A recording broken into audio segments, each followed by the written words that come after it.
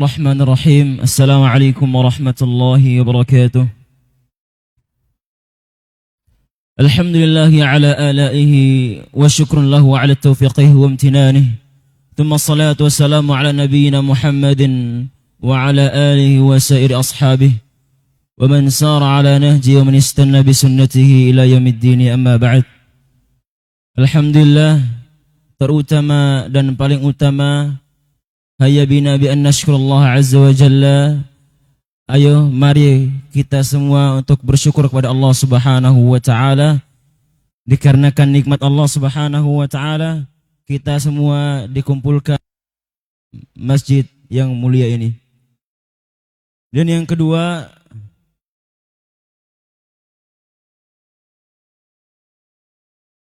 untuk mengenal lebih dekat pemateri kita di kajian kali ini, beliau adalah Ustadz Ahmad Faiz Asifuddin, hafidhahullahu ta'ala wara'ah.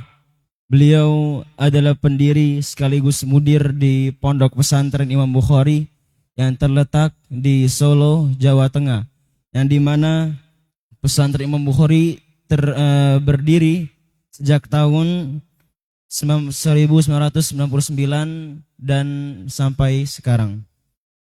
Baik, diharapkan untuk Bapak dan Ibu dan anak-anak sekalian untuk mendengarkan dan menyimak apa yang akan disampaikan oleh Ustadz kita, hafidhahullahu ta'ala, wal ustadzil kiram, fa'alihi bi an yatafaddal mashkura ma'jura.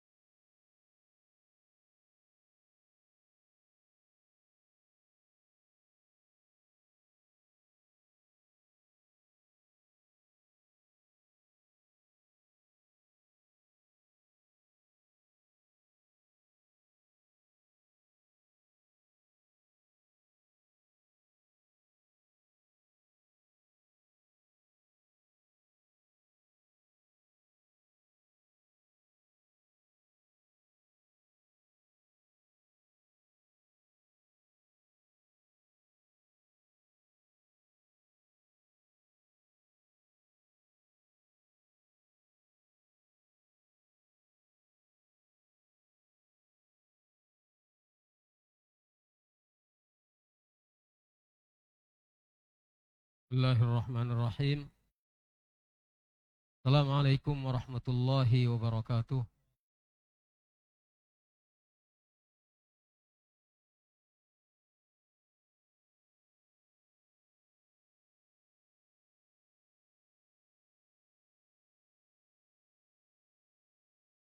Innal hamdalillah nahmaduhu wa nasta'inuhu wa nastaghfiruh wa na'udzu billahi min shururi anfusina wa min sayyiati a'malina. May yahdihillahu fala mudilla lahu wa may yudlil fala hadiya lahu. Asyhadu an la ilaha illallah wahdahu la syarika lahu wa asyhadu anna Muhammadan abduhu wa rasuluh. Ya ayyuhalladzina amanu taqullaha haqqa tuqatih ولا تموتن إلا وأنتم مسلمون.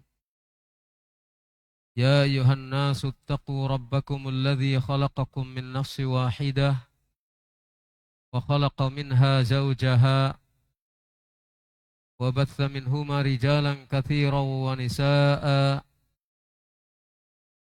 واتقوا الله الذي تساءلون به والأرحام إن الله كان عليكم رقيبا.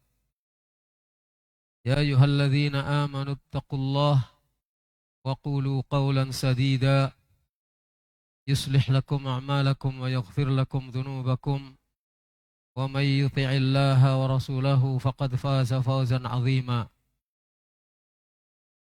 أما بعد، فإن أصدق الحديث كتاب الله وخير الهدي هدي محمد صلى الله عليه وسلم وشر الأمور محدثاتها وكل محدثة بدعة وكل بدعة ضلالة وكل ضلالة في النار. اللهم صل وسلم وبارك على عبدك ورسولك محمد wa ala alihi wa sahbihi ajma'in. Thumma amma ba'd. Ikhwani wa akhwati, a'azzani Allah wa iyyakum. Alhamdulillah, pada kesempatan petang hari ini kita bisa bermajelis. Harapan kita, majelis kita diberkahi oleh Allah SWT,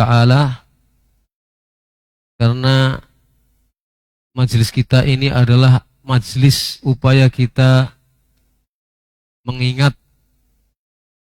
atau mendalami atau memahami persoalan-persoalan yang terkait dengan masalah-masalah pokok dalam kehidupan kita, yaitu bagaimana agar ibadah kita diterima oleh Allah SWT.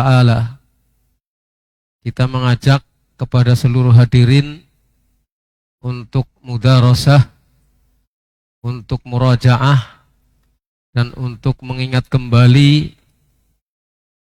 tentang kewajiban kita beribadah kepada Allah SWT.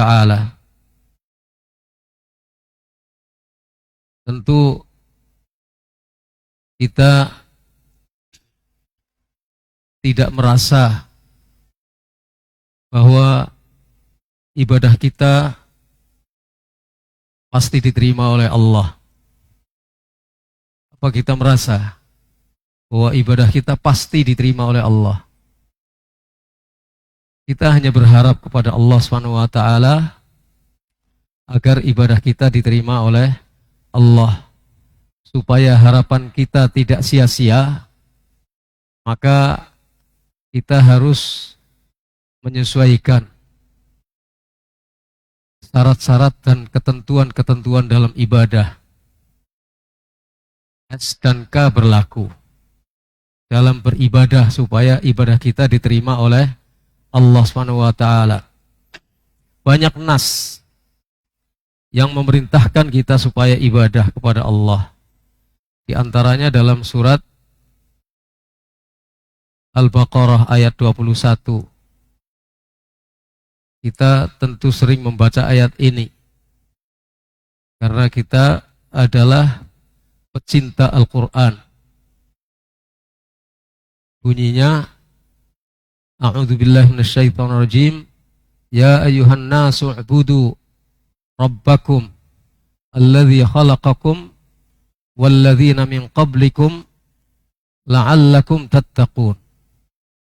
Ini perintah supaya kita beribadah. Ya ayyuhan nas, wahai manusia. Yang diseru, yang diajak berbicara oleh Allah SWT adalah manusia. Siapa saja yang namanya manusia. Ya ayyuhan nas, wahai manusia, u'budu rabbakum. Ibadahlah kamu kepada Rabb kamu. Ibadailah Rabb kamu yang telah menciptakan kamu dan telah menciptakan orang-orang sebelummu, agar kamu menjadi orang-orang yang bertakwa. Ini perintah supaya kita beribadah. Contoh perintah yang lain adalah yang terdapat dalam surat An-Nisa ayat 36. Wa'budullah wa la tusyriku bihi syai'a. Dan ibadailah Allah. Beribadahlah kamu kepada Allah dan jangan mempersekutukan sesuatu pun dengannya. Jangan berbuat syirik. Jangan menjadikan sesuatu sebagai sekutu dari Allah. Contoh yang lainnya dalam surat Al-Isra ayat 23, wa qadha rabbuka alla ta'budu illa iyyah. Rabbmu telah memerintahkan supaya kamu tidak beribadah kecuali hanya kepadanya saja. Jadi supaya tidak beribadah kecuali hanya kepada Allah saja. Maka itulah hikmah mengapa Allah menciptakan jin dan manusia. Dalam surat Az-Zariyat disebutkan ayat 56, "Wa ma khalaqtul jinna wal insa illa liya'budun." Aku tidak menciptakan jin dan manusia kecuali supaya mereka beribadah kepadaku saja.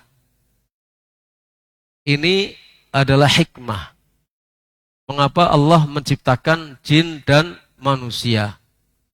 Hikmah apa ini namanya? Ini hikmah mengapa Allah menciptakan jin dan manusia. Hikmah apa namanya? Ini namanya hikmah syar'iyah. Ada dua hikmah. Hikmah kauniyah dan hikmah syar'iyah. Hikmah yang sifatnya adalah syariat. Ketetapan syariat Allah ketika Allah menciptakan jin dan manusia adalah disyariatkan untuk ibadah. Ini hikmah syar'iyah, bukan hikmah kauniyah. Hikmah kauniyah itu tidak ada kaitan dengan pahala, tidak ada kaitan dengan celaan, tidak ada kaitan dengan ujian. Seseorang, sepasang suami istri, anaknya semuanya laki-laki, padahal dia mendambakan perempuan. Sampai akhir. Atau ada seseorang atau sepasang suami istri yang anaknya perempuan semua, padahal dia mendambakan laki-laki. Nah, ini ketika seseorang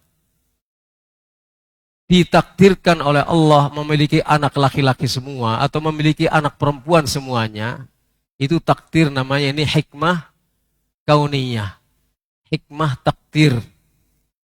Jadi memiliki anak yang seperti itu tidak ada kaitannya dengan pujian atau celaan.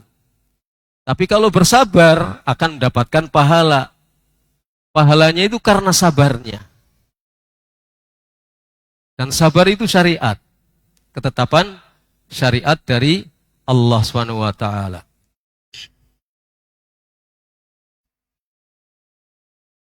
Jadi itulah hikmah syariah mengapa Allah menciptakan jin dan manusia untuk beribadah saja. Dan makna liya'budun, kata seorang ulama, maksudnya adalah liwahidun, supaya mereka mentauhidkan Allah. Bahkan dalam tafsir Al-Baghawi disebutkan bahwa Ibnu Abbas radhiyallahu anhu mengatakan, kullu ma warada fil Qur'an minal ibadah fa ma'naha at-tauhid. Setiap yang terdapat di dalam Al-Qur'an yang itu tentang ibadah, setiap ibadah yang terdapat di dalam Al-Quran maka maknanya adalah tauhid.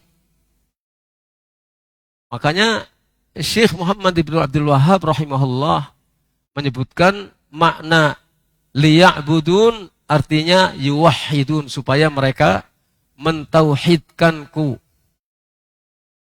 yaitu ibadahnya hanya semata-mata karena Allah subhanahu wa ta'ala. Jadi inilah yang dimaksudkan dengan tauhid.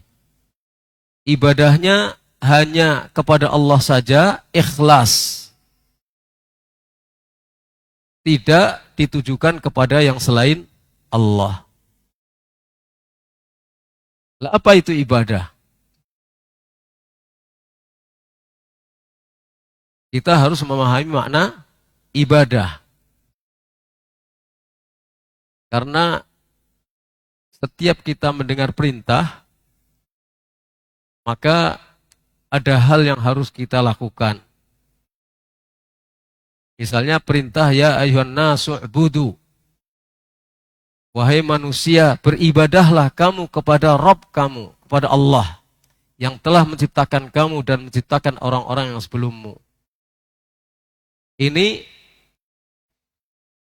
sebelum kita menjalankan ibadah, maka kita harus tahu apa makna ibadah, apa hakikatnya, kepada siapa ibadah, macam-macamnya apa, waktunya kapan, bagaimana, seperti apa. Harus kita pahami. Sholat misalnya. Seperti apa sholat itu? Bagaimana? Kapan? Syarat-syaratnya, rukun-rukunnya. Apa itu ibadah? Hakikatnya, syarat-syaratnya, rukun-rukunnya, waktunya. Kepada siapa? Bagaimana tata caranya? Kita selama ini pernah memikirkan itu atau tidak? Karena kita ketika beribadah harapannya ingin diterima oleh Allah SWT. Maka ada satu makna yang kita semuanya sudah paham, kita ingin saling mengingatkan kembali saja apa yang dikatakan oleh Syekhul Islam Ibnu Taimiyah. Definisi atau ta'arif atau pengertian tentang ibadah yang mencakup jami' mani'. Pengertian ini cukup mencakup, yaitu al-ibadah ismun jami'un likulli ma yuhibbuhullah wa yardahu minal aqwali wal af'ali al-zahirah wal batinah. Ibadah itu adalah satu sebutan, satu istilah. Ibadah itu satu nama, satu ungkapan, satu sebutan yang mencakup semua apa yang dicintai dan diridhai Allah. Baik itu merupakan perkataan maupun perbuatan, lahir maupun batin. Coba kita menyimpulkan. Pengertian ini apa kesimpulannya? Sebutan yang mencakup semua apa yang dicintai dan diridhoi oleh Allah. Baik itu perkataan maupun perbuatan yang lahir maupun yang batin. Dari pengertian ini, siapa kira-kira yang berkewajiban melaksanakan ibadah? Maksudnya dalam seluruh anggota tubuh kita, siapa yang berkewajiban untuk ibadah? Atau siapa yang mempunyai kesempatan untuk melakukan ibadah? Dari pengertian yang disebutkan oleh Syekhul Islam Ibnu Taimiyah, ismun jami', semua sebutan yang mencakup segala apa yang dicintai dan diridhoi oleh Allah. Baik itu perkataan maupun perbuatan, lahir maupun batin. Jadi ada 3 hal atau ada 3 bagian yang ada dalam tubuh kita yang harus melakukan ibadah. Pertama, hati. Yang kedua, lisan. Yang ketiga, anggota badan. Itu yang berkewajiban untuk melakukan ibadah. Dan ini yang memiliki kesempatan untuk melakukan ibadah. Ibadah dengan hati. Apa itu? Iman, ibadah. Keyakinan itu ibadah dengan hati. Makanya iman itu terdiri dari 3 hal. Qaulun bil lisan, wa iqrarun bil janan, wa amalun bil jawarih. Iman itu adalah ucapan dengan lidah, keyakinan dengan hati, dan amalan dengan anggota badan. Ibadah yang paling pokok adalah keyakinan. Karena ini dasar. Salat kita tidak akan diterima oleh Allah SWT tanpa keyakinan. Siam kita tidak akan diterima oleh Allah tanpa keyakinan. Ibadah-ibadah kita yang lain tidak akan diterima oleh Allah tanpa keyakinan, tanpa iman. Tanpa ada dasar keyakinan yang ada dalam hati. Salat ini kita yakini adalah kewajiban dari Allah SWT. Dari sisi ini adalah akidah. Keyakinan bahwa salat itu adalah kewajiban dari Allah SWT. Jadi salat itu bukan kewajiban masyarakat. Artinya bukan masyarakat yang mewajibkan untuk salat. Bukan orang tua yang mewajibkan untuk salat. Bukan siapa saja yang mewajibkan untuk salat, tapi Allah SWT melalui lisan Rasulnya Shallallahu Alaihi Wasallam. Siyam juga begitu. Makanya Rasulullah SAW bersabda dalam hadis yang muttafaq alaih, man shoma Ramadan, masih lama puasanya. Tapi untuk mengingatkan bahwa puasa kita Ramadan akan diterima oleh Allah jika landasannya adalah iman dan motivasinya adalah mencari pahala dari Allah. Man shoma Ramadan imanan wa ihtisaban ghufira lahu ma taqaddam min dzambih. Barang siapa yang berpuasa di bulan Ramadan, dasarnya iman, dan motifnya adalah ihtisab, motifnya, tujuannya adalah mencari pahala dari Allah, itulah puasa yang akan menghapus dosa. Dengan itu Allah akan menghapuskan dosanya yang telah lampau. Ghufira lahu ma taqaddam min dzambih. Dihapuskan dosa yang telah lewat. Maka kalau puasanya hanya karena ngikuti tetangga, ngikuti komunitas, ngikuti kebiasaan-kebiasaan yang ada di tengah-tengah masyarakat, gak akan diterima oleh Allah SWT karena tidak didasarkan oleh keyakinan. Dan tujuannya adalah ihtisab, ikhlas karena Allah SWT. Yang dicari pahala Allah. Yang dicari muka Allah SWT, ibtigha wajhillah, mencari mukanya Allah SWT. Yang dicari adalah perhatian Allah, bukan perhatian manusia. Bukan muka manusia yang dicari. Itu jadi hati, keyakinan. Kemudian ada amalan-amalan hati. Yang dilakukan oleh hati itu ada keyakinan. Yang kedua adalah amalan-amalan. Contohnya amalan apa? Takwa, tawakal. Dan Allah sudah mengatakan tadi, diperintahkan kita kalau ingin bertakwa, takwa itu amalan hati, caranya adalah lakukan ibadah dengan benar. Lakukan ibadah dengan benar. Ya ayuhan nasu ubudu rabbakum alladzi khalaqakum walladzina min qablikum la'allakum tattaqun, agar kalian menjadi orang-orang yang bertakwa. Ibadah dulu, lakukan ibadah, nanti akan menjadi orang yang bertakwa.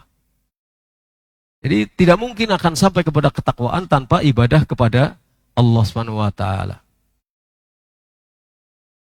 Itu jadi takwa, ta'ah, ketaatan, rasa takut, cinta, rasa mengagungkan Allah Subhanahu wa taala, itu semuanya merupakan ibadah-ibadah yang dilakukan dengan hati.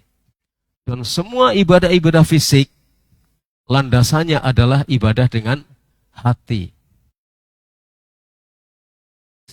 Semua ibadah fisik selama apapun kalau kita lakukan tanpa ada landasan keyakinan dengan hati, tanpa ada rasa cinta kepada Allah dalam ibadah, tanpa ada rasa khauf, takut kepada Allah Subhanahu wa taala, dan tanpa ada harapan kepada Allah Subhanahu wa taala, tanpa ada keyakinan, maka selama apapun ibadah itu, meskipun sholatnya, sholat zuhur 1 jam, sholat tarawih semalam suntuk misalnya, tanpa ada keyakinan hati, tanpa ada rasa cinta kepada Allah, tanpa khauf kepada Allah, gak akan berarti apa-apa di hadapan Allah Subhanahu wa taala. Makanya yang namanya ibadah itu asal maknanya adalah at-tadallul wal khudu'. Merendahkan diri dan tunduk. Merendahkan diri dan tunduk. Artinya harus dengan ghayatul hub bi ghayatul dhul bi ghayatil hub. Harus dengan rasa rendah diri serendah-rendahnya di hadapan Allah. Kita merasa kecil, kita merasa rendah, kita tidak merasa punya apa-apa. Disertai dengan rasa cinta yang setinggi-tingginya kepada Allah Subhanahu wa taala. Kalau kita ibadah, itu ada enggak rasa senang kepada Allah, rasa cinta kepada Allah? Ada enggak rasa ingin mengagungkan Allah Subhanahu wa taala? Karena kata Ibnu Qayyim rahimahullah taala, dengan kecintaan kepada Allah, kita akan berlomba-lomba mengejar pahala Allah Subhanahu wa taala, berlomba-lomba untuk mendapatkan surga Allah Subhanahu wa taala. Dengan pengagungan yang setinggi-tingginya kepada Allah Subhanahu wa taala, kita merasa takut. Karena kita merasa kecil di hadapan Allah, Allah Maha Agung. Kalau Allah berkehendak untuk menimpakan malapetaka kepada kita, akan tertimpa malapetaka kita, kita takut, dan malapetaka yang terbesar bagi kita adalah ketika hidup kita berakhir tanpa ada bekal untuk akhirat kita. Malapetaka terbesar adalah ketika seseorang masuk neraka, wal'iyadzubillah. Nah, ketika orang beribadah ta'zim kepada Allah Subhanahu wa taala, mengagungkan Allah Subhanahu wa taala, maka dia akan merasa takut. Jika ibadahnya sia-sia, jika ibadahnya tidak diterima oleh Allah Subhanahu wa taala, jika dia masuk neraka, siapa yang bisa menjamin kita masuk surga? Ada yang bisa menjamin kita masuk surga? Tidak ada. Maka meskipun sekarang kita adalah orang-orang yang semangat dalam beribadah, dalam menuntut ilmu, tapi perjalanan kita masih panjang. Suatu saat bisa saja seseorang berhenti dari ibadahnya, wal'iyadzubillah, berhenti dari talabul ilmi, menjadi mantan ahli ibadah. Bisa seseorang mengalami hal yang mengenaskan seperti itu, akhirnya berakhir dengan su'ul khatimah. Dan kita takut itu. Takut kalau kita mendapatkan su'ul khatimah, maka dalam kehidupan kita senantiasa terus berusaha untuk bagaimana mendapatkan ridha Allah Subhanahu wa taala. Kan tadi ibadah itu sebutan yang mencakup semua apa yang diridhoi dan dicintai oleh Allah, baik itu perkataan maupun perbuatan lahir maupun batin. Berarti intinya bagaimana kita diridhoi dan dicintai oleh Allah Subhanahu wa taala. Maka ibadah itu harus mengikuti apa yang diinginkan oleh Allah. Ibadah itu harus mengikuti apa yang diinginkan oleh Rasulullah, bukan menurut apa yang kita inginkan. Kalau kita ingin melakukan, kita lakukan. Kalau kita ingin sholat subuh 3 rakaat, lakukan 3 rakaat. Ya enggak benar itu. Karena sholat subuh ketentuannya 2 rakaat. Mentang-mentang kita menganggap baik sholat subuh. Sholat subuh itu baik. Nanti sesudah subuh juga Rasulullah mendoakan kita. Allahumma barik li ummati fi bukuriha. Ya Allah, kata Rasulullah dalam doanya, berkailah umatku di waktu pagi harinya. Nah, sholat subuh itu termasuk waktu pagi. Banyak berkahnya, kurang kalau cuma 2 rakaat. tambah saja menjadi 3 rakaat. Nggak bisa begitu, ketentuannya ibadah itu mengikuti apa yang ditetapkan oleh Allah dan ditetapkan oleh Rasulullah Shallallahu Alaihi Wasallam. Jadi itu ibadah hati. Kemudian ada ibadah anggota badan. Kita lakukan dengan anggota badan kita. Dan ada yang kita lakukan dengan lidah kita. Maka kita ucapkan ikrar, asyhadu an la ilaha illallah, asyhadu anna Muhammadar Rasulullah. Kemudian kita berzikir setiap saat, dalam sholat, dalam kegiatan-kegiatan yang lain. Zikir pagi, zikir petang, itu adalah zikir-zikir yang kita lakukan dengan lidah, tapi hati tetap harus ada. Hati tetap harus meyakini bahwa zikir-zikir itu adalah zikir-zikir yang ditetapkan oleh Allah dan Rasulnya, yang dicintai oleh Rasulullah selama itu mengikuti ketentuan-ketentuan yang ditetapkan oleh Rasulullah SAW. Itu zikir itu ibadah dengan lisan. Amar ma'ruf nahi mungkar juga merupakan ibadah dengan lisan. Mengajak orang lain dengan kata-kata kita, itu juga merupakan ibadah dengan lisan. Intinya ada 3 bagian elemen daripada tubuh kita yang harus melakukan ibadah: lidah, hati, dan anggota badan. Ada yang wajib, ada yang mustahab. Yang wajib sholat 5 waktu.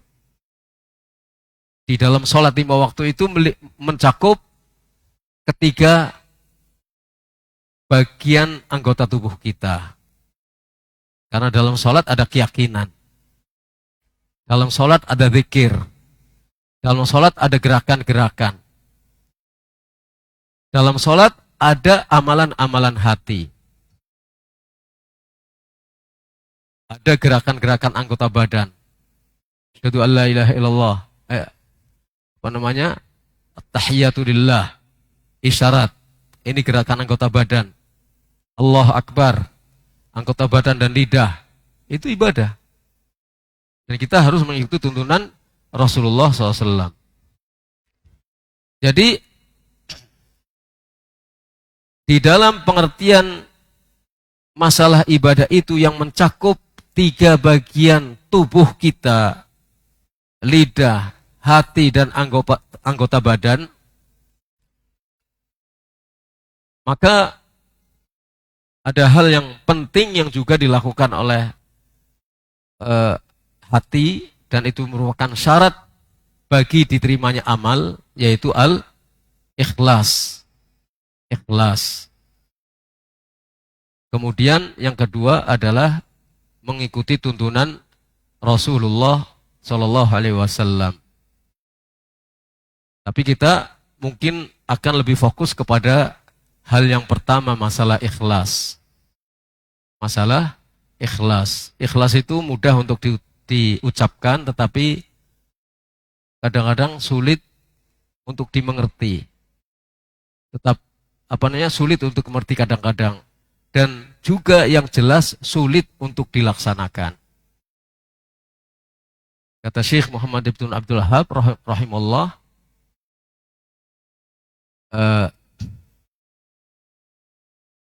ibadah la tusamma ibadatan illa ma'at tauhid. Ibadah itu tidak disebut ibadah kecuali harus disertai dengan tauhid. Tauhid itu ikhlas. Lawan daripada tauhid, syirik. Itu tidak ikhlas. Jadi tauhid artinya ikhlas. Ikhlas itu artinya tauhid. Ketika kita ingin ikhlas, berarti kita harus mentauhidkan Allah. Tauhid itu artinya seluruh macam dan seluruh ibadah kita hanya kita serahkan, kita tujukan kepada Allah. Jadi semua macam-macam ibadah. Macamnya ibadah itu apa? Tadi ada macam ibadah yang kita lakukan dengan lidah, dengan hati, dengan anggota badan. Ada sholat, ada tawakal, ada siam, ada keyakinan. Itu semuanya harus kita serahkan kepada Allah SWT. Ada lidah, gak boleh ada unsur syirik di dalamnya. Karena kalau orang melakukan kemusyrikan, berarti telah tidak ikhlas lagi. Dan syirik yang banyak berkembang dan bisa merusak ibadah kita, walaupun asalnya tidak menjadikan orang keluar dari Islam, misalnya adalah riya, sum'ah. Riya, ingin dilihat. Yang diinginkan adalah perhatian orang. Yang diinginkan adalah dunia. Yang diinginkan adalah uang. Yang diinginkan adalah ketenaran, kemasyhuran, kedudukan, jabatan. Tidak menginginkan ridha Allah SWT. Ini harus kita perhatikan. Kalau kita ingin diterima oleh Allah SWT ibadahnya, maka harus ikhlas. Dan ikhlas itu adalah dengan bertauhid. Makanya kita harus faham apa itu tauhid. Dan kita juga harus faham bahwa ada lawan daripada, ada hal yang merusakkan tauhid, yaitu syirik. Ketika seseorang melakukan perbuatan syirik, maka tauhidnya rusak. Mungkin rusak total tauhidnya, sehingga hapus sama sekali tauhidnya, atau tauhid yang wajibnya itu menjadi tidak sempurna. Oleh karena itu kita pastikan, kita berusaha untuk memastikan bagaimana agar ibadah kita diterima oleh Allah Subhanahu wa ta'ala. Beliau menggambarkan, Syekh Muhammad Ibn Abdul Wahab rahimahullah menggambarkan tentang hubungan ibadah yang harus dilandasi dengan tauhid. Beliau ibaratkan seperti sholat. Kama anna sholah la tusamma sholatan illa ma'at taharah. Sholat itu tidak disebut sholat kecuali dengan taharah. Taharah itu apa? Bisa wudhu, bisa mandi, bisa wudhu, bisa mandi. Yang penting taharah. Dengan taharah itu kemudian dia bisa melaksanakan sholat atau ibadah-ibadah yang lainnya yang disyaratkan harus dengan taharah ini. Nah, ketika sholat itu kehilangan taharah, maka sholatnya menjadi batal. Dan sholat tanpa taharah, sholatnya tidak sah. Sholat tanpa wudhu, sholatnya tidak sah. Ketika sudah wudhu, sholat butuh wudhunya batal, maka sholatnya menjadi batal. Begitu juga ibadah. Tanpa tauhid tidak menjadi ibadah. Ibadah tanpa tauhid tidak menjadi ibadah. Ketika seseorang bertauhid, lalu dia beribadah, di dalam perjalanan ibadahnya tauhidnya batal, maka bisa menjadi batal ibadahnya. Maka persoalan tauhid itu bukan persoalan sampingan, bukan persoalan sambilan. Dimanapun kita berada, kita harus bertauhid dan fokus tentang tauhid. Fokus untuk menjaga tauhid kita jangan sampai rusak oleh kemusyrikan. Dalam hadis yang muttafaq alaih, diriwayatkan oleh Bukhari dan Muslim dengan lafaz yang macam-macam. Intinya adalah ketika Mu'adz bin Jabal bercerita, kuntu ridfa Rasulillah SAW ala himar. Suatu saat aku naik himar di belakang Rasulullah SAW. Dalam satu himar, keledai. Himar itu keledai. Dalam satu himar, Mu'adz berada di belakang Rasulullah SAW. Lalu Rasulullah SAW bersabda, bertanya kepada Mu'adz, ya Mu'adz, atadri ma haqqullah alal ibad, wa ma haqqul ibadi ala Allah. Wahai Mu'adz, tahukah kamu apa hak Allah yang wajib dilakukan oleh hamba-hambanya? Dan apa hak hamba yang akan diberikan oleh Allah? Qultu, saya Mu'adz menjawab, Allah wa rasuluhu a'lam. Yang lebih tahu tentang itu adalah Allah dan Rasulnya. Faqala Rasulullah SAW, haqqullah alal ibad, hak Allah yang wajib dilakukan oleh para hambanya, ayya'buduhu wa la yushriku bihi syai'a, ialah agar mereka beribadah kepada Allah saja dan tidak mempersekutukan sesuatu pun dengan Allah, tidak berbuat musyrik sedikit pun kepada Allah. Sedangkan hak hamba yang akan diperoleh dari Allah, alla yu'adziba man la yusyriku bihi syai'a. Allah tidak akan mengadab siapapun yang tidak berbuat syirik kepada Allah. Allah tidak akan mengadab siapapun yang tidak berbuat syirik kepada Allah. Jadi ini penjelasan Rasulullah Shallallahu Alaihi Wasallam tentang kewajiban hamba yang harus dilakukan kepada Allah, beribadah kepadanya saja, tidak berbuat syirik. Allah nanti akan memberikan balasan bagi orang yang bertauhid, bahwa orang-orang ini tidak akan diazab oleh Allah kalau dia tidak melakukan perbuatan syirik sedikit pun. Ini menunjukkan bahwa tauhid itu bukan masalah main-main. Disiksa atau tidaknya seseorang, diazab atau tidaknya seseorang di akhirat kelak tergantung pada tauhidnya. Kalau dia berbuat syirik akbar, maka dia akan bisa khulud finnar, akan kekal di dalam neraka. Maka dalam seluruh kehidupan kita, dalam suasana yang bagaimanapun juga, maka persoalan tauhid ini tidak bisa kita abaikan. Maka bagaimana kita fokus terhadap tauhid dan jangan terpengaruh dengan keadaan-keadaan yang ada di sekitar kita. Tauhid. Bagaimanapun fitnah luar biasa melingkupi kita, tapi kita jangan lupa tauhid. Dan jangan lupa membersihkan diri dari hal-hal yang bersifat syirik.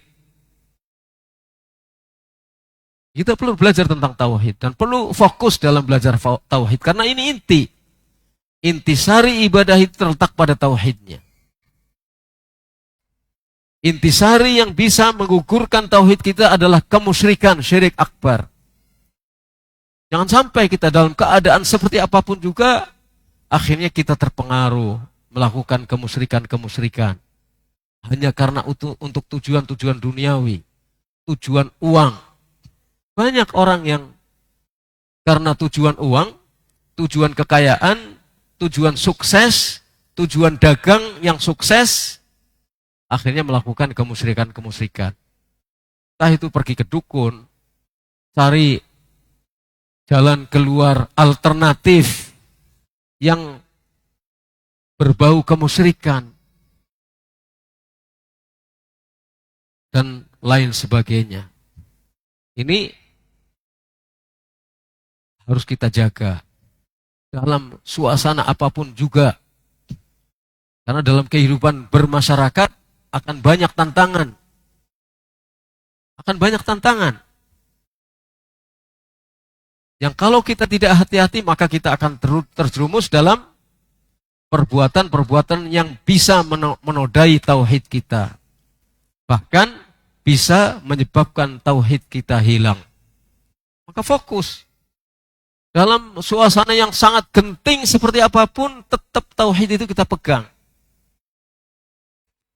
Dalam suasana kehidupan politik yang tidak jelas, sekalipun kita tetap fokus pada masalah tauhid. Jangan melakukan perbuatan-perbuatan yang potong kompas yang akhirnya menyebabkan kita kehilangan tauhid. Jangan korbankan diri kita. Jangan kita korbankan diri kita untuk kemudian kita menjadi celaka di akhirat kita. Kita sendiri yang akan menanggung akibatnya kalau kita melakukan kemusyrikan kita. Bukan orang lain. Orang lain tidak tahu menahu tentang kita. Kita sendiri yang akan menanggung akibatnya. Ya. Mudah-mudahan apa yang saya sampaikan ini bisa memotivasi kita semuanya untuk ikhlas dalam beribadah kepada Allah. Ikhlas itu artinya kita menjaga tauhid kita, dan artinya kita tidak melakukan perbuatan syirik, termasuk syirik asghar. Wassallallahu ala nabiyina Muhammad wa ala alihi wa sahbihi ajma'in. Baik.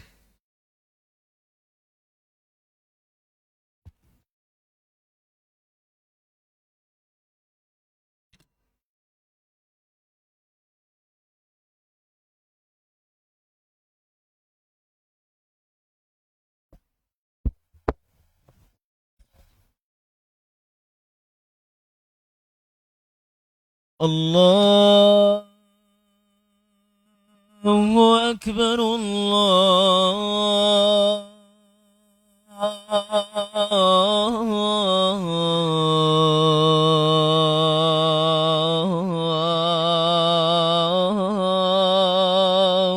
أكبر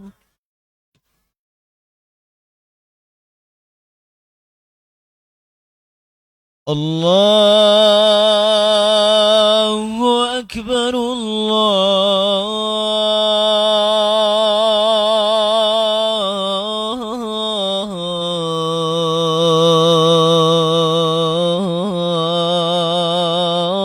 الله أكبر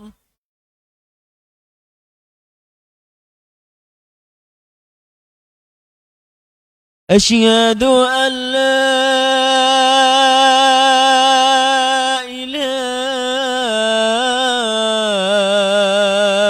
إله إلا الله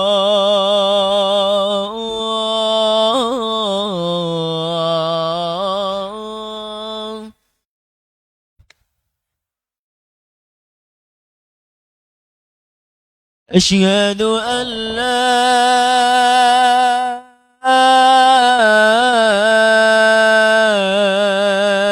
إله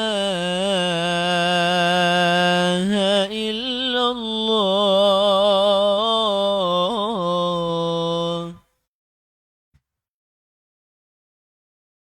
أشهد أن محمد رسول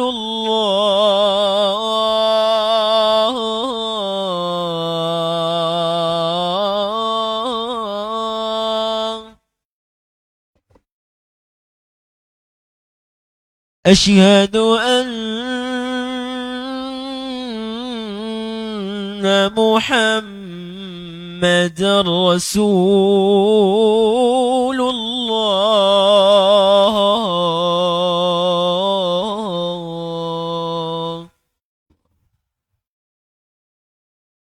حي على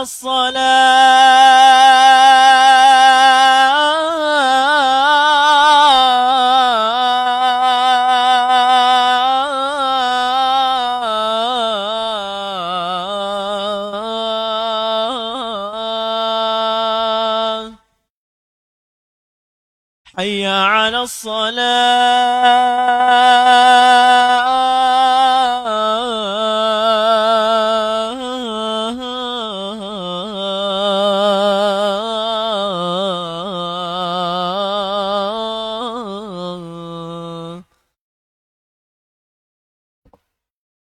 حي على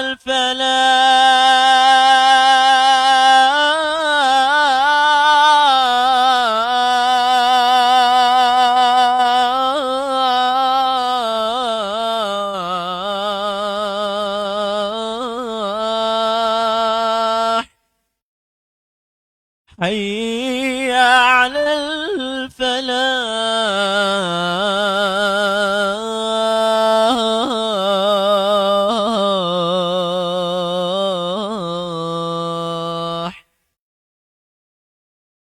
الله أكبر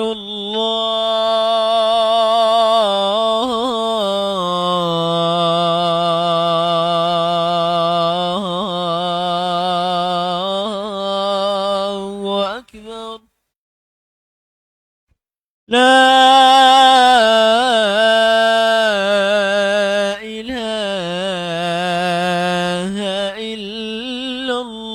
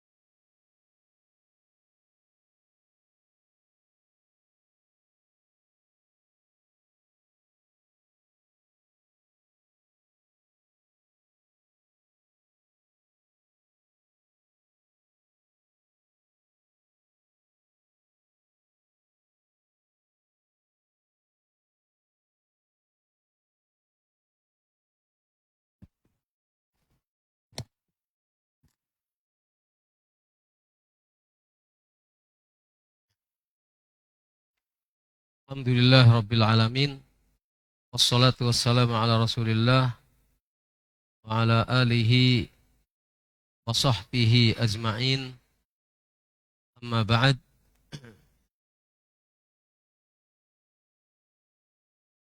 Kaum muslimin yang dirahmati Allah,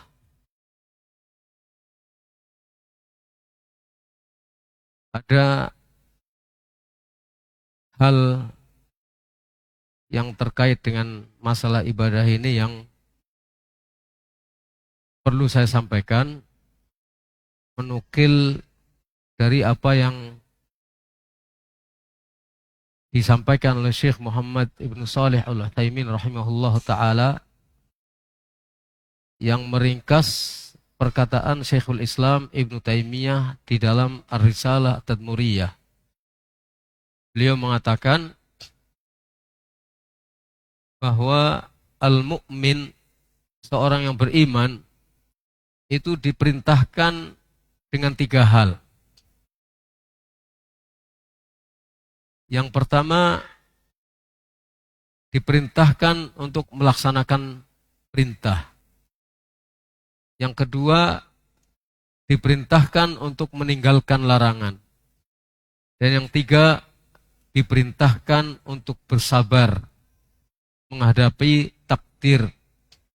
Karena dalam kehidupan kita, dalam kehidupan keberagamaan kita, kita menghadapi perintah dan kita menghadapi larangan. Dan kita menghadapi kenyataan-kenyataan yang merupakan takdir dari Allah SWT. Maka Allah memerintahkan 3 hal ini. Di antaranya disebutkan dalam surat Ali Imran ayat yang terakhir, Ya ayyuhalladzina amanu sabiru wasabiru warabitu wattaqullah la'allakum tuflihun. Wahai orang-orang yang beriman, bersabarlah dan tetap teguhlah dalam kesabaran dan lakukanlah ribat. Bertakwalah kepada Allah agar kamu menjadi orang-orang yang beruntung. Ini salah satu di antara perintah bahwa kita harus menjalankan perintah, meninggalkan larangan dan bersabar menghadapi takdir. Allah menceritakan tentang kisah Luqman ketika berkata kepada putranya, ya bunayya aqimis shalah wa'mur bil ma'ruf wanha 'anil munkar wasbir 'ala ma asabak inna dzalika min azmil umur. Wahai putraku, tegakkanlah salat, perintahkanlah yang ma'ruf dan cegahlah dari perbuatan mungkar. Bersabarlah menghadapi musibah yang menimpamu. Sesungguhnya yang demikian itu adalah azmul umur, perkara yang sungguh-sungguh wajib, sungguh-sungguh harus dilaksanakan. Jadi di sini ada perintah. Shalah itu perintah yang harus kita laksanakan. Amar ma'ruf nahi mungkar adalah perintah yang harus kita laksanakan. Sabar menghadapi takdir juga adalah hal yang harus kita laksanakan. Jadi setiap mukmin diperintahkan untuk menjalankan 3 hal ini. Dan kehidupan kita itu sebenarnya hanya ini saja yang kita hadapi. Menjalankan perintah, dan perintah itu tadi ada perintah terkait dengan masalah keyakinan, perintah dengan yang terkait dengan masalah amalan anggota badan, dan perintah yang terkait dengan perkataan-perkataan. Dan perkataan itu penting. Perkataan itu penting. Bahkan seseorang yang tidak mengontrol perkataannya bisa terjerumus dalam neraka. Hanya satu kalimat yang karena dia tidak bisa mengontrol perkataannya dan dia tidak menyangka bahwa dalam perkataannya itu ada sesuatu yang berbahaya, dia bisa masuk ke dalam neraka. Innal abda la yatakallam bi kalimatin. Sesungguhnya seorang manusia berkata dengan satu kalimat. Dia tidak memperhatikan apa yang ada dalam kalimat itu. Yahwi biha ilan nar ab'ad ma bainal masyriq wal maghrib. Dia terjerumus ke dalam neraka yang jauhnya antara timur dan barat. Makanya Rasulullah juga mengajarkan bagaimana kita berlafaz yang baik, yang bertauhid tadi. Seperti Masya Allah, thumma sya'aka, thumma syi'ta, Masya Allah, thumma syi'ta. Masya Allah, kemudian ini adalah karenamu. Tapi Allah dulu yang disebutkan. Tidak dengan kata wow, Masya Allah wa syi'ta, tidak. Masya Allah, ini adalah kehendak Allah dan kehendakmu, tidak. Tapi kemudian ini adalah karenamu. Karena sebab kamu berkehendak yang seperti ini. Maka lidah itu pun dikontrol oleh Rasulullah Shallallahu Alaihi Wasallam. Jadi ini kita diperintahkan untuk menjalankan 3 hal ini. Setiap mukmin. Kita ringkas saja. Kemudian ketika kita menjalankan perintah, ketika kita mentaati perintah Allah, taat dalam hal apa tadi? Ketika kita taat menjalankan perintah Allah, menjalankan apa yang diperintahkan, meninggalkan apa yang dilarang, bersabar, semuanya perintah. Ketika kita menjalankan perintah itu, ada perintah susulan atau perintahnya. Al-ikhlas wal istighfar. Al-ikhlas dan istighfar. Kenapa ikhlas? Ya harus ikhlas. Tauhid. Ikhlas semata-mata karena Allah SWT. Kita menjalankan perintah itu karena kita ingin mendapatkan pahala dari Allah. Kita meninggalkan larangan itu karena kita ingin mendapatkan pahala dari Allah. Kita bertaubat. Taubat perintah atau bukan? Taubat itu ibadah. Ibadah yang termasuk paling tinggi. Dan bahkan jalan hidup setiap mukmin adalah taubat. Diawali dengan taubat, disertai dengan taubat, diakhiri dengan taubat. Dan itulah yang dilakukan oleh Rasulullah SAW. Itu yang dilakukan oleh Rasulullah SAW. Harus ikhlas taubatnya. Amar ma'ruf. ikhlas. Nahi mungkar ikhlas. Bukan karena kita sebenarnya ingin menjatuhkan seseorang atas nama amar ma'ruf nahi mungkar. Kan bisa, ya. Kita atas namanya, judulnya amar ma'ruf nahi mungkar, padahal kita sedang menghibur diri menjatuhkan orang lain supaya kita tinggi. Namanya gak ikhlas. Nah, jadi kita diperintahkan untuk ikhlas ketika kita menjalankan perintah. Entah itu kita menjalankan perintah atau kita meninggalkan larangan atau sabar menghadapi ujian, harus ikhlas. Dan istighfar. Kenapa istighfar? Karena kita sebagai manusia biasa yang tidak maksum dari kesalahan-kesalahan. Ada yang merasa tidak pernah salah. Padahal Nabi SAW bersabda, kullu bani Adam khata'. Itu sabda Nabi SAW. Setiap bani Adam pasti salah. Yang maksum kan Rasulullah, para nabi. Kita tidak maksum, kita pasti salah. Jangan merasa benar. Karena kita merasa benar, dikritik nggak mau. Karena kita merasa benar, seakan-akan kita adalah orang yang tidak mempan untuk dikritik, nggak mau dikritik. Karena kita salah, maka kita siap untuk dikritik, diingatkan.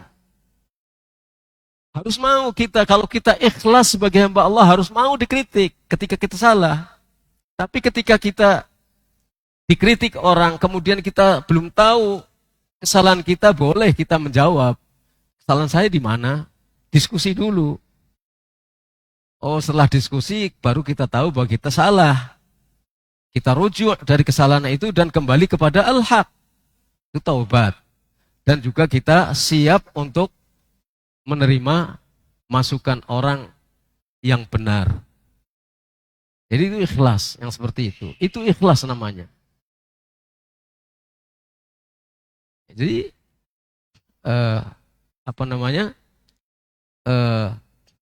keikhlasan itu di situ. Setiap kita beribadah, setiap kita melakukan apa yang diperintahkan oleh Allah, meninggalkan larangan, bersabar, pasti ada kesalahan-kesalahan.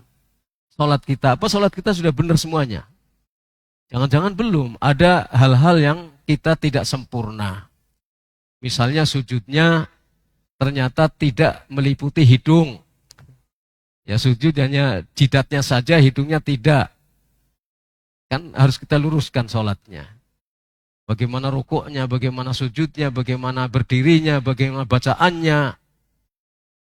Jangan-jangan dalam doa menjelang kita tidur ada kesalahan-kesalahan yang kita lakukan. Kan mungkin. Jadi kita harus istighfar kepada Allah SWT. Harus istighfar. Allah SWT berfirman, fa'alam annahu la ilaha illallah wastaghfir lidzambika walil mu'minin wal mu'minat. Fa'alam, hendaknya kamu tahu, hendaknya kamu faham bahwasanya tidak ada yang berhak untuk disembah kecuali Allah saja. Ini menunjukkan ikhlas. Fahamilah bahwasanya tidak ada yang berhak untuk diibadahi kecuali Allah saja. Ini adalah kalimat yang menunjukkan keharusan kita ikhlas. Wastaghfir lidzambik, dan mohonlah ampun kamu untuk dosamu. Ini menunjukkan bahwa kita itu siap untuk istighfar kepada Allah SWT. Karena setelah sholat, mungkin dalam sholat kita salah. Dalam keseharian kita mungkin melakukan kesalahan-kesalahan banyak. Dalam kesemalaman kita mungkin kita melakukan kesalahan-kesalahan yang banyak. Demikian juga Allah SWT berfirman tadi surat Muhammad ayat 19. Kemudian dalam surat Hud ayat 2 dan 3. Allah ta'budu illallah. Hendaknya kamu tidak beribadah, tidak menyembah kecuali hanya Allah saja. Ini ikhlas. Ibadahnya hanya untuk Allah saja. Ikhlas, tidak untuk yang lainnya, tidak untuk dunia, tidak untuk manusia, tidak untuk uang. Ikhlas karena Allah saja. Innani lakum minhu nadhirun wa basyir. Sesungguhnya aku bagi kamu dari Allah adalah pemberi peringatan tentang ancaman. Aku pemberi peringatan bagi kalian tentang ancaman neraka. Wa basyir, dan aku pemberi kabar gembira dengan sorga. Wa anistaghfiru rabbakum. Selanjutnya disusul dengan anistaghfiru rabbakum thumma tubu ilaih. Dan hendaknya kamu istighfar kepada Allah, kemudian bertaubatlah kepadanya. Jadi ada ikhlas, disusul kemudian dengan taubat. Dan Rasulullah SAW sendiri juga istighfar. Kata beliau, ya ayuhan nas tubu ila rabbikum, fa inni atubu fil yaumi ilaihi mi'ata marrah. Dalam hadis riwayat Muslim. Wahai manusia, bertaubatlah kepada Rabbmu. Sesungguhnya aku bertaubat di dalam sehari kepada Allah 100 kali. Istighfar Rasulullah SAW. Dalam riwayat Bukhari, dalam riwayat Muslim yang lain, beliau mengatakan, innahu la yughanu ala qalbi. Kadang-kadang hatiku lupa, tertutup oleh sesuatu, sehingga aku lupa beristighfar atau berzikir. Karena min sya'ni Nabi SAW adalah zikrullah. Kebiasaan Nabi adalah zikrullah, tidak pernah. Lidahnya tidak pernah berhenti dari zikir kepada Allah. Ketika tidak ada kegiatan zikir. Lah kadang-kadang mungkin terjeda zikirnya. Maka kata beliau, wa inni la astaghfirullah fil yaumi mi'ata marrah. Sesungguhnya aku beristighfar kepada Allah dalam sehari 100 kali. Itu Rasulullah SAW yang maksum. Tapi beliau ketika tidak berzikir dalam beberapa detik, beliau merasa ada sesuatu yang kurang. Beliau merasa bersalah, maka kemudian beristighfar kepada Allah SWT. Kita lebih layak lagi untuk beristighfar kepada Allah SWT. Mohon ampun kepada Allah. Karena kita tidak lepas dari dosa-dosa. Kita tidak lepas dari dosa-dosa. Dosa menggunjing, dosa durhaka, dosa zalim, dosa maksiat, dosa mainan HP. Itu tidak lepas kita itu dari kegiatan-kegiatan yang tidak manfaat, sekurang-kurangnya tidak manfaat. Min fudulil mubahat. Hal-hal yang boleh tapi berlebihan. Lama-lama kan tidak manfaat. Lebih dari itu kita banyak melakukan kemaksiatan. Nah, kita harus banyak beristighfar kepada Allah SWT. Salat kita belum tentu pas sesuai dengan tuntunan Rasulullah. Ada saja yang kurang. Maka kita di samping belajar dan belajar terus memperbaiki salat kita, memperbaiki siam kita, memperbaiki segala ibadah kita, juga kita harus landasi dengan ikhlas dan juga selalu beristighfar kepada Allah Subhanahu wa ta'ala. Jadi kita kesimpulannya dalam menghadapi 3 perintah Allah tadi, kesimpulannya dalam hal perintah ada 2 hal pokok yang harus kita lakukan. Dalam menghadapi perintah Allah, perintah untuk menjalankan atau perintah untuk meninggalkan. Ada 2 hal pokok yang harus kita pegang. Apa itu? Yang pertama, pokok atau prinsip sebelum kita mulai beramal. Atau ketika kita sedang beramal. Ketika kita sedang melaksanakan perintah. Ketika kita belum melaksanakan perintah. Dan ketika kita sedang menjalankan perintah, itu prinsip pertama. Apa itu? Bentuknya. Berusaha sungguh-sungguh untuk menjalankan perintah itu baik secara keilmuan maupun secara amalan. Ya, kita harus berusaha sungguh-sungguh menjalankan perintah itu baik secara keilmuan maupun secara amalan. Secara keilmuan bagaimana? Ya kita ilmui dulu. Ketika tadi ada perintah ya ayuhan nasu ibudu, maka ibadah itu harus kita ilmui. Kita fahami sebelum kita menjalankan ibadah. Ibadah itu apa? Misalnya ibadah itu adalah iman. Misalnya ibadah itu adalah tawakal. Misalnya ibadah itu adalah roja, berharap. Misalnya ibadah itu adalah sholat. Misalnya ibadah itu adalah puasa. Kita harus pelajari terlebih dahulu tentang ibadah-ibadah ini. Harus kita pelajari dan ilmui dulu tentang ibadah-ibadah ini. Punya waktu kita untuk belajar. Punya waktu enggak kita untuk belajar sholat yang benar, sebelumnya wudhu yang benar, mandi gimana caranya mandi, siam gimana caranya siam, iman itu apa, ibadah itu apa. Kayaknya kalau kita gunakan seluruh waktu kita untuk mempelajari apa yang harus kita lakukan, kurang waktunya.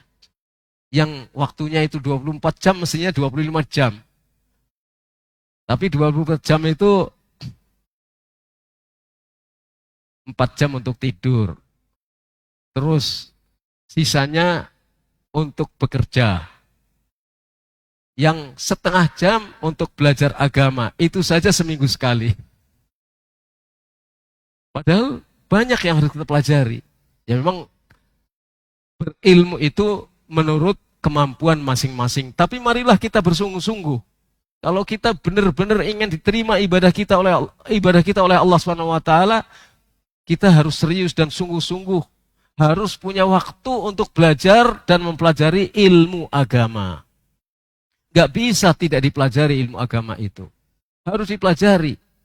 Menurut kemampuan kita masing-masing. Kalau tidak bisa menghafalkan dalil, gak harus hafal dalilnya. Tapi tahu. Jadi yang semula taklid, kenapa kalau sholat itu bersedekap? Belajarlah kenapa sholat itu harus bersedekap. Meskipun tidak harus hafal dalilnya. Tapi paling tidak kita tahu ada dalilnya. Ada tuntunan dari Rasulullah SAW bahwa sholat itu harus sedekap. Mengapa harus menghadap kiblat? Ya kita jangan taklid terus. Berusahalah untuk mengetahui minimal faham bahwa Rasulullah memerintahkan itu. Harus berdiri. Harus Allah Akbar. Membaca takbir, harus mengangkat tangan. Sejajar dengan telinga atau sejajar dengan pundak. Harus tahu dalilnya. Walaupun tidak hafal. Minimal ngertilah, ittiba. Mengikuti. Kalau semula taklid, jangan kita biarkan kita taklid, terus-menerus belajarlah. Nanti dengan belajar itu kita akan bisa paham. Dan nanti kalau sudah terbiasa belajar itu menjadi satu kenikmatan. Masa seharian penuh, 8 jam bekerja, terus ada lemburnya lagi. Lemburnya 4 jam, habis waktu. Kapan belajarnya sudah capek? Gak ada semangat, baca Quran saja gak sempat. Jadi kita harus belajar. Ketika kita melaksanakan perintah, juga kita laksanakan dengan ilmu. Ilmunya, teorinya seperti ini. Prakteknya sudah kita praktekkan atau belum. Dan dalam perintah Allah itu, dalam terkait dengan masalah yang pertama ini, ada hal yang kita diperintahkan terkait dengan masalah berita. Dalam Al-Quran itu kan isinya ada 2. Al-Quran dan hadis itu isinya ada 2. Isinya itu berita dan isinya hukum. Ya, isi Al-Quran ada 2 saja. Berita, kisah-kisah itu termasuk berita. Tentang hari kiamat itu ada berita. Adalah berita. Tentang Allah, tentang nama-namanya, tentang sifatnya, itu berita. Ketika hal itu terkait dengan masalah berita, yang kita pelajari adalah berita-berita. Lebih baik kita membaca berita dari Al-Quran daripada berita Al-Quran. Lebih baik kita membaca berita dari Al-Quran, dari hadis, daripada membaca berita-berita yang ada di medsos. Kalau dulu koran, sekarang itu medsos. Berita medsos itu umumnya dusta. Kalaupun tidak dusta, ada kebenarannya, itu mengandung hal-hal yang kadang-kadang tidak perlu kita sampaikan berita itu. Tapi kalau kita belajar berita dari Al-Quran, akan menambah keimanan kita. Akan menambah keimanan kita. Berita apa misalnya? Tentang Allah SWT. Allah memberitakan apa tentang Allah? Dia punya nama, dia punya sifat. Wallah, alladzi la ilaha illa huwa, al-malik, al-quddus, as-salam, al-mu'min, al-muhaimin, al-aziz, al-jabbar, al-mutakabbir. Dalam surat Al-Fatihah, alhamdulillahi rabbil alamin. Berita, ar-Rahman, ar-Rahim. Berita. Qul huwallahu ahad, Allah samad. Berita, ini berita. Berita tentang Allah SWT. Nama-namanya, sifat-sifatnya. Percaya enggak kita dengan berita Allah? Konsekuensi kita belajar berita dari Al-Quran dan Sunnah, apa konsekuensinya? Harus mengimani berita tersebut. Harus, wajib hukumnya mengimani berita tersebut. Wajib hukumnya. Allah ngasih tahu, memberitakan. Ar-Rahmanu 'alal 'arsy istawa. Ar-Rahman, Allah yang Maha Rahman, istawa di atas ars. Ada di atas ars. Dia ada di atas ars. Itu berita. Percaya enggak kita dengan berita itu? Kalau kita percaya berarti kita harus mengimani berita itu. Allah punya sifat istiwa yang khas. Hanya ada pada Allah SWT. Dan istiwanya, adanya dia ada di atas arsy. Khusus di atas arsy. Dan dia maha tinggi, ada di atas semua makhluknya. Percayakan kita dengan berita itu, Allah ada di atas. Seperti halnya, siapa namanya, Jariyah, budak perempuan milik Muawiyah Ibnul Hakam. Ketika Muawiyah ingin memerdekakan budak perempuan ini, diperintahkan oleh Nabi untuk didatangkan. Lalu diuji oleh Rasulullah SAW. Ujiannya dengan pertanyaan, Aina Allah? Di mana Allah? Beliau menjawab, Fis sama, ada di atas langit. Ada di atas langit. Maka dibenarkan oleh Rasulullah SAW, dinyatakan bahwa wanita ini mukminah, maka boleh untuk dimerdekakan. Pertanyaan yang kedua adalah tentang siapa Nabi Muhammad SAW. Beliau adalah Rasulullah. Ini ujian yang diujikan oleh Rasulullah kepada budak ini. Jadi ini menyangkut masalah berita. Kalau itu menyangkut berita, melaksanakannya adalah dengan cara mengimani berita itu. Harus mempercayai berita itu. Yang kedua, kalau itu terkait dengan masalah hukum, adalah melaksanakan hukum. Melaksanakan hukum itu. Ada yang dilakukan dengan hati, dengan lidah dan anggota badan. Hukum itu banyak sekali, makanya kita harus mengenal Allah, nama-namanya, sifat-sifatnya, hukum-hukumnya apa saja. Yang kita ketahui baru sedikit. Dalam kehidupan sehari-hari kita. Makanya kita harus belajar. Itu satu. Yang kedua, prinsip yang kedua, adalah prinsip sesudah kita melaksanakan, sudah mempercayai ketika itu berita, sudah mengamalkan ketika itu adalah masalah hukum. Prinsip yang kedua adalah al-istighfar dan taubat. Istighfar dan taubat. Yang pertama, sebelum kita mulai, kita harus paham, dan ketika kita sudah mulai melaksanakan, harus mengamalkannya dengan apa yang kita fahami.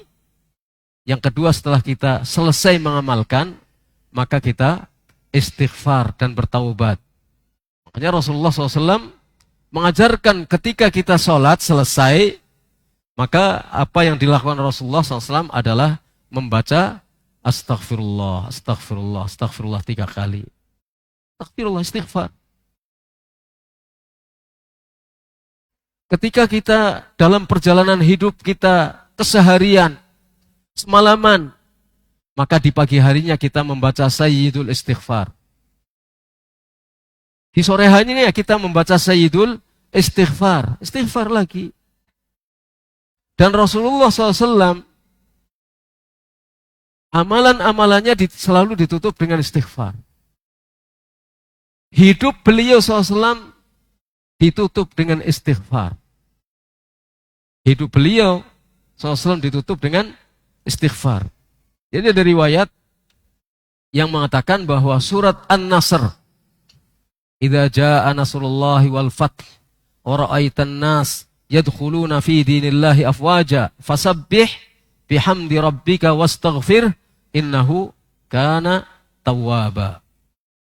Ketika datang pertolongan Allah dan penaklukan kota Mekah, kamu lihat manusia berbondong-bondong masuk ke dalam dinullah, maka bertasbihlah kamu dengan memuji Rabbmu dan beristighfarlah kepadanya, sesungguhnya dia maha memberikan taubat.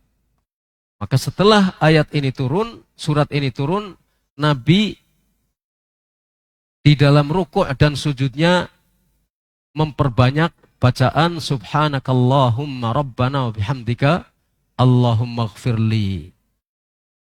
Begitu ayat ini surat ini turun, beliau setelah itu memperbanyak doa ini, istighfar dengan subhanaka Allahumma rabbana wa bihamdika Allahumma gfirli. Ini adalah takwil. Apa takwil?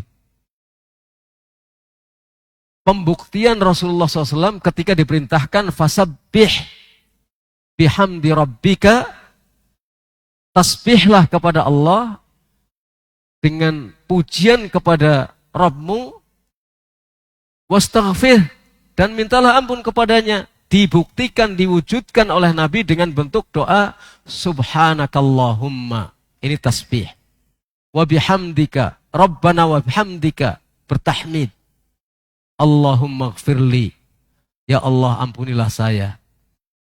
Beliau menerjemahkan perintah fasabbih bihamdi rabbika wastaghfir dengan memperbanyak doa subhanakallahumma rabbana wa bihamdika Allahumma gfirli di dalam rukuk dan sujudnya. Kata Aisyah radhiyallahu anha, karena Rasulullah SAW yukthir an yaqula qabla an yamut. Ini penutup hidup Rasulullah SAW. Beliau memperbanyak doa sebelum beliau wafat. Apa doanya? Yang beliau baca sebagai penutup kehidupannya, subhanaka wa bihamdika astaghfiruka wa atubu ilaik. Dalam riwayat Muslim, subhanaka 4 kalimat, subhanaka wa bihamdika astaghfiruka wa atubu ilaik. Kita niru Rasulullah enggak? Kita niru Rasulullah enggak? Kita ingin niru Rasulullah SAW. Harapan kita diterima, peniruan kita kepada Rasulullah, harapan kita diterima oleh Allah SWT. Maka sebelum kita wafat, perbanyak doa ini. Kapan kita mati? Gak tahu. Gak tahu. Makanya nanti dulu aja lah ketika mau mati saya memperbanyak doa subhanaka wa bihamdika astaghfiruka wa atubu ilaik. Loh, jangan-jangan nanti meninggal dunia. Jadi kita perbanyak subhanaka bertasbih, wa bihamdika tahmid, astaghfiruka wa atubu ilaik. 4 kalimat saja mudah kok. Tapi kita sambil benar-benar itu, jadi dengan kehadiran hati kita. Jadi subhanaka wa bihamdika astaghfiruka wa atubu ilaik. Jadi Rasulullah menjadikan istighfar dan taubat sebagai penutup umur beliau. Rasulullah menjadikan istighfar dan taubatnya sebagai penutup umur beliau. Makanya taubat itu menjadi jalan hidup setiap mukmin. Awalilah langkah kita dengan taubat. Sertailah langkah-langkah kita, kehidupan kita seluruhnya dengan taubat. Dan akhiri hidup kita dengan taubat. Wa tubu ilallahi jami'an ayyuhal mu'minun la'allakum tuflihun. Bertobatlah kalian semuanya wahai orang yang beriman agar kamu menjadi orang-orang yang sukses. Jadi kesuksesan ini dikaitkan dengan taubat. Siapa yang bertaubat sukses. Kalau tidak bertaubat tidak akan sukses. Karena sebaik-baik manusia adalah orang yang bertaubat. Sebagaimana sabda Nabi SAW, kullu bani Adam khata wa khairul khata'in at-tawwabun. Setiap bani Adam pasti salah. Dan sebaik-baik orang yang salah adalah orang yang bertaubat. Artinya sebaik-baik manusia adalah orang yang bertaubat. Sebaik-baik manusia adalah orang yang bertaubat. Terus bertaubat kepada Allah SWT. Merasa dirinya lemah, merasa dirinya tidak mampu apa-apa, bertaubat kepada Allah. Kalau kita bisa beribadah itu fadl dari Allah, rahmat dari Allah. Kalau kita bisa mengikuti sunnah Nabi itu adalah fadl karunia dari Allah SWT. Bukan kemampuan kita. Kita dibikin mampu oleh Allah. Taufik dari Allah SWT. Jadi jangan pernah merasa sombong. Saya mampu loh. Tidak. Al-haul wal quwwah billah. Daya dan kekuatan itu hanya pada Allah saja. La haula wa la quwwata illa billah. Jadi itu yang terkait dengan masalah ketika kita menjalankan perintah syariat. Ya, masih ada satu lagi sebenarnya. Tentang perintah untuk bersabar menghadapi takdir. Ya, singkat aja. Ketika kita berhadapan dengan takdir, dan takdir itu pasti setiap orang itu akan menghadapi takdir dari Allah SWT. Apa yang kita lakukan? Ini juga ada 2 prinsip. Prinsip sebelum kita mendapatkan takdir dari Allah SWT dan prinsip sesudah kita mengalami takdir dari Allah SWT. Kita berharap agar takdir kita itu, musibah kita itu hanya musibah keduniaan saja dan bukan mengalami musibah dalam agama. Musibah besar kalau misalnya musibah kita terkait dengan masalah agama. Musibah itu kita harapkan, kita tidak mengharapkan musibah, tapi kalau kita mendapatkan musibah, hendaknya hanya dalam masalah dunia dan tidak dalam masalah agama. Jadi ketika kita belum mendapatkan takdir, yang harus kita lakukan adalah selalu isti'anah kepada Allah SWT. Mohon pertolongan agar kita mendapatkan kebaikan dan tidak mendapatkan keburukan. Kan kita berdoa berjanji kepada Allah, iyyaka na'budu wa iyyaka nasta'in. Kita hanya minta tolong kepada Allah SWT saja. Kita mohon perlindungan kepada Allah dari takdir yang buruk. Dan kita selalu berdoa kepada Allah SWT. Berdoa. Raghbatan wa rahbah. Berdoa dengan penuh harap dan rasa cemas. Berdoa itu dengan penuh harap, dikabulkan doa kita, tapi juga penuh rasa cemas. Jangan-jangan ada kekurangan dalam doa kita sehingga tidak dikabulkan oleh Allah Subhanahu wa taala. Jangan-jangan doa kita itu mendikte Allah Subhanahu wa taala. Kok saya sudah berdoa lama enggak dikabul-kabulkan? Lah kamu doanya ikhlas enggak? Doanya ikhlas enggak? Kalau ikhlas pasti dikabulkan oleh Allah, meskipun dalam bentuk yang berbeda dengan yang kita minta. Atau mungkin ditunda pengabulannya, tidak di sini tapi nanti sebagai pahala di akhirat. Tapi kita tidak boleh mendikte Allah Subhanahu wa taala. Ya Allah, kamu harus begini, saya sudah begini. Mendikte, kalau enggak dikabulkan kita murka. Ngapain doa, udah dari dulu doa sampai sekarang enggak juga dikabulkan, ngapain? Loh, itu mau mendikte Allah atau gimana? Berdoa raghbatan dengan penuh harapan dan rasa cemas. Ini sebelum kita mendapatkan takdir, maka kita senantiasa bersandar kepada Allah Subhanahu wa taala. Selalu kembali kepada Allah Subhanahu wa taala ketika kita ingin mendapatkan sesuatu yang kita inginkan atau ketika kita ingin menolak hal-hal yang tidak kita inginkan. Apa saja yang tidak kita inginkan? Berupa musibah, anak yang tidak soleh misalnya, tidak kita inginkan, kita banyak berdoa kepada Allah Subhanahu wa taala. Atau apa saja yang tidak baik untuk kita berdoa kepada Allah agar kita mendapatkan kebaikan dan tertolak dari hal-hal yang tidak baik. Ketika takdir itu sudah terjadi dan takdir itu sangat menyakitkan kita, sangat menyakitkan. Ditipu orang misalnya itu kan menyakitkan ya. Kadang-kadang nggak seberapa, ditarik parkir cuma 5.000 itu kita merasa nggak rela. Atau misalnya orang ngamen di jalanan nggak kita kasih marah, mobilnya dicoret itu pakai paku. Ya udahlah. Itu namanya kehidupan ya, hanya gitu aja. Kenapa kita harus sengsara memikirkan hal-hal yang semacam itu? Jadi ketika takdir itu sudah terjadi, kita bersabar. Kita bersabar. Apa yang kita harapkan tidak terjadi, yang jelek malahan terjadi. Kan takdir.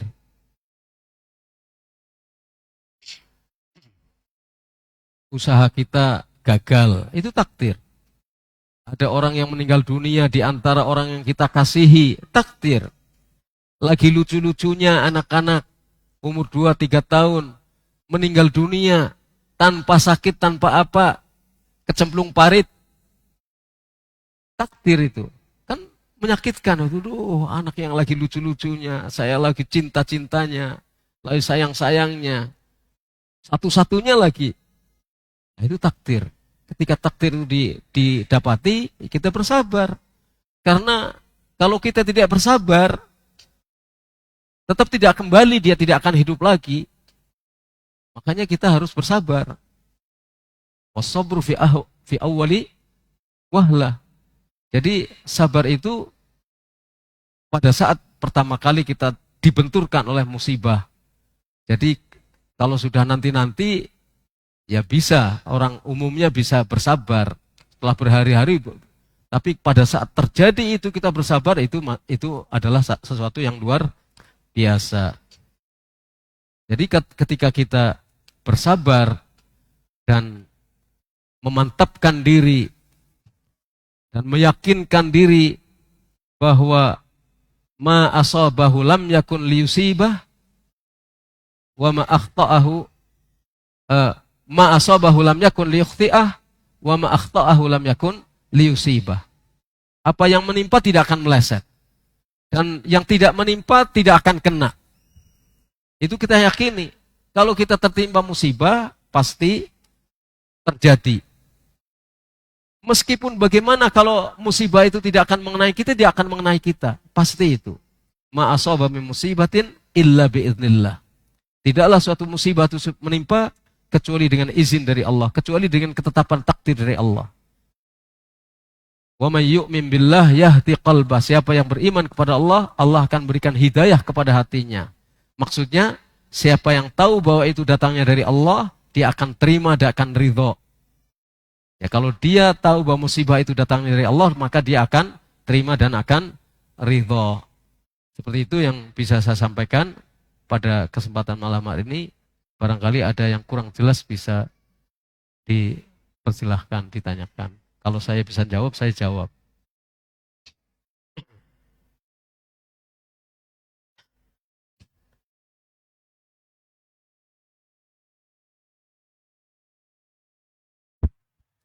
Ya, bagi bapak ikhwan sekalian yang ingin bertanya, silakan ditulis di kertas.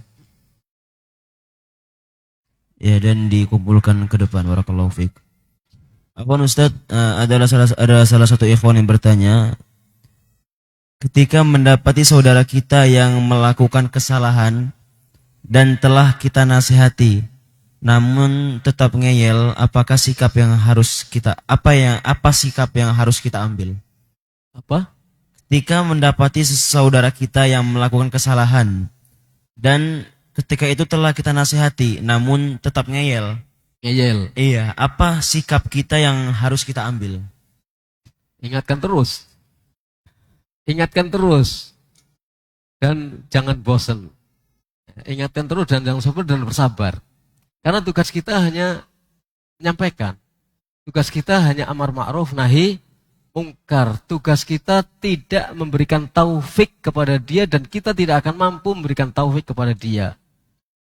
Untuk dia menjadi sadar bukan wewenang kita. Tapi itu adalah wewenang Allah SWT. Tugas kita adalah mengingatkan terus dengan cara yang benar dan lemah lembut. Ya, itu yang harus kita lakukan.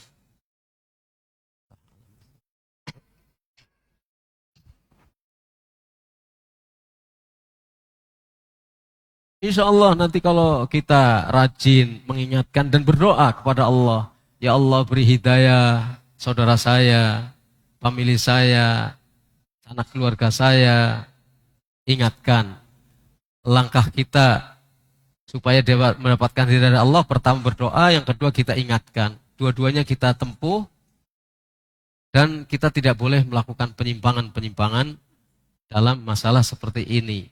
Bukan kita yang menentukan taufik. Insya Allah nanti kalau tidak sekarang, seminggu yang akan datang. Kalau tidak sebulan yang akan datang. Kalau tidak mungkin 10 tahun yang akan datang. Mungkin menjelang dia wafat akan bertaubat. Tapi kita sudah mengingatkan. Dan kita berpahala. Insya Allah.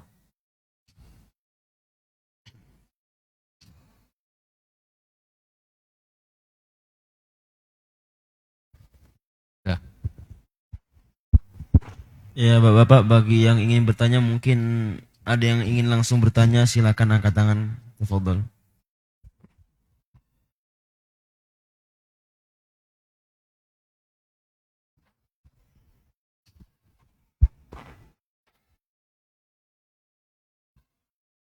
Kita tutup dulu acara kita. Wassallallahu ala nabiyina Muhammad wa ala alihi wa sahbihi ajma'in. Subhanakallah wa bihamdika asyhadu an la ilaha illa anta astaghfiruka wa atubu ilaik. Assalamualaikum warahmatullahi wabarakatuh. Waalaikumsalam warahmatullahi wabarakatuh. Sebagai pengingat bagi para ikhwan dan akhwat sekalian,